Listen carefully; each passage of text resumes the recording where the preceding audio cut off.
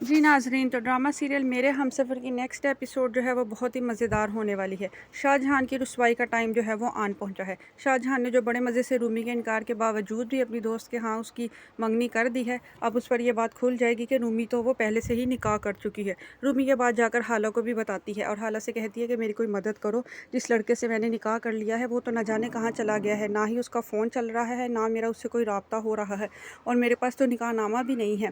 میں یہ سب کو کیسے ثابت کروں گی کہ میرا نکاح ہو چکا ہے۔ رومی یہ سن کر بہت زیادہ حیران رہ جاتی ہے۔ دوسری طرف مریم یہ ساری باتیں سن لیتی ہے۔ وہ کہتی ہے ہاں تمہاری ماں کو پتہ چلنا چاہیے کہ اس کی بیٹی کے کیا کرتوت ہیں۔ چنانچہ وہ رومی کی ماں کو جو ہے وہ سب کچھ بتا دیتی ہے اور گھر میں سب طرف یہ بات پتہ چل جاتی ہے کہ رومی جو ہے وہ چھپ کر نکاح کر چکی ہے۔ شاہ جہان کے گھر میں جو ہے مکمل طوفان آیا ہوا ہے۔ ہر کوئی بہت زیادہ غصے میں ہے اور شاہ جہان کو بلیم کر رہا ہے کہ تم اپنی تربیت دیکھو، دوسروں کی بیٹیوں پر باتیں کرتی تھی، آج اپنی طرف دیکھو تمہارے ساتھ کیا ہوا ہے، تمہاری بیٹی نے دیکھو کیا تمہارے ساتھ سلوک کیا ہے۔ دوسری طرف رومی کا برا رو رو کے برا حال ہے۔ حمزہ بھی اس کے ساتھ بہت زیادہ خفا ہے اور حمزہ تو اس کو مارنے کی کوشش میں بھی ہوتا ہے، لیکن سب گھر والے رومی کو بچا لیتے ہیں۔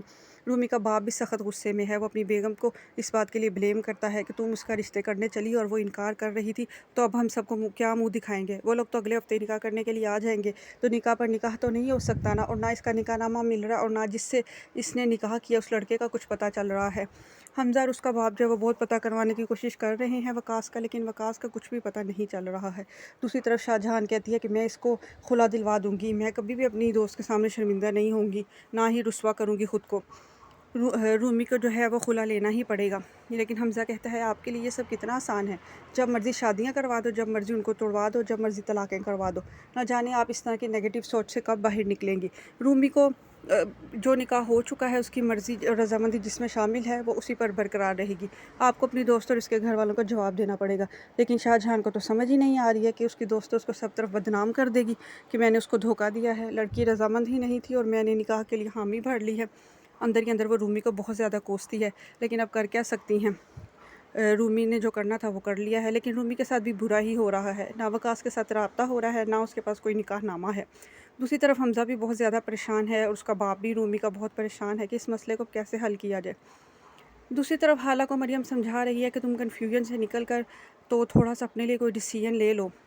بابا اگر تم چاہتی ہو خلا تو بابا جانے سے پہلے تمہیں خلا دلوا دیں گے، اور اگر تم حمزہ کے ساتھ رہنا چاہتی ہو تو اس معاملے میں بھی سختی سے کوئی فیصلہ کرو۔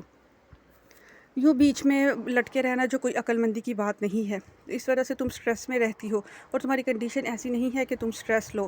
تم اور حمزہ مل کر بیٹھ کر بات کرو آگے تم لوگوں نے کیا کرنا ہے، کیونکہ بابا مجھ سے پوچھ چکے ہیں مریم کہ حالہ سے بات کرو، حالہ کیا چاہتی ہے۔ بابا کو ایسا لگتا ہے کہ تم اس خلا سے خوش نہیں ہو اور تم دل سے حمزہ کے ساتھ ہی رہنا چاہتی ہو۔ تو حالہ کہتی ہاں یہ بات ہے کہ میں حمزہ سے دور رہ کر خود کبھی بھی خوش نہیں رہ پاؤں گی، اور میں اپنے بچے کو اس کے باپ سے دور کر کے کیا جواب دوں گی کہ اس کا باپ کہاں ہے۔